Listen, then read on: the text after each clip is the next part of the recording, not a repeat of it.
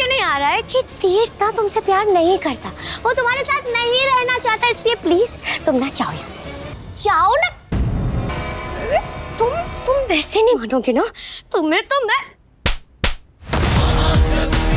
उठाओ बेटा उठाओ। आवाज नीचे, चिल्लाना मुझे भी आता है, समझी आप? देविका मित्तल ये मत सोचेगा आपकी देवरानी वापस आई है जो घर के रिश्तों को जोड़ेगी, क्योंकि असल में सुमन इंदौरी वापस आई है जो ऊंची आवाज में बात करने वालों को मुंह तोड़ जवाब देगी, और अगर वो काफी नहीं हुआ ना तो मुंह नोचना भी जानती है।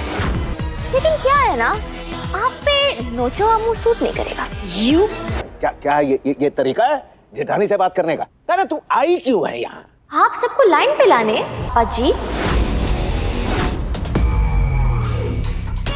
सुमन देविका बन के गुलशन के पास आती है। यहाँ पर भाई गुलशन बोलने भी लगता है कि हाँ देविका मैंने आपका कितना साथ दिया था और ऋषि की मौत किस तरीके से हुई थी वो पूरा बताने को होता है। इतनी देर में सुमन पीछे मुड़ जाती है और यहाँ पर भाई चुप हो जाता है गुलशन। मतलब गुलशन पूरी बात नहीं बता पाता है और कहीं ना कहीं भाई सुमन को ये चीज तो समझ में आ गई है कि देविका इन सारी चीजों के पीछे मिली है, लेकिन किसको बचाने की कोशिश कर रही है अब ये पता लगाना है। वैसे तो यहाँ पर गुलशन ने उसको पागल बनाया है क्योंकि कोई भी नहीं था, गुलशन और देविका ने ये मिलकर सारा प्लान किया था, लेकिन कहीं ना कहीं वो ये कंफ्यूज क्रिएट कर रहा है कि भाई तीर्थ इसके साथ मिला हुआ था। वैसे भी तीर्थ यहाँ पर सुमन का सबसे बड़ा दुश्मन है, उसको धोखा दे चुका है, तो हो सकता है सुमन के दिमाग में कहीं ना कहीं ये हो कि हो सकता है तीर्थ ने ये सब किया हो। और वहीं हम देखेंगे कि जैसे ही यहाँ पर भाई सुमन उसको मारती पीटती है, गुलशन भी उसके ऊपर हाथ उठाने की कोशिश करता है, लेकिन आके भाई अर्जुन बचा लेता है। अब हमने देखा ये ना कि यहाँ पर भाई मेगा संगम आने वाला है जिसमें अर्जुन की भी एंट्री होगी, तो अब देखते हैं अर्जुन किस तरीके से इस मिस्ट्री को सॉल्व करता है और ये पता लगाता है कि ऋषि की मौत किस तरीके से हुई थी। वहीं दूसरी तरफ हम देख रहे हैं कि यहाँ पर किसी तरीके से देविका ना कन्विंस करने की कोशिश कर रही है तीर्थ को कि भाई आप शादी कर लो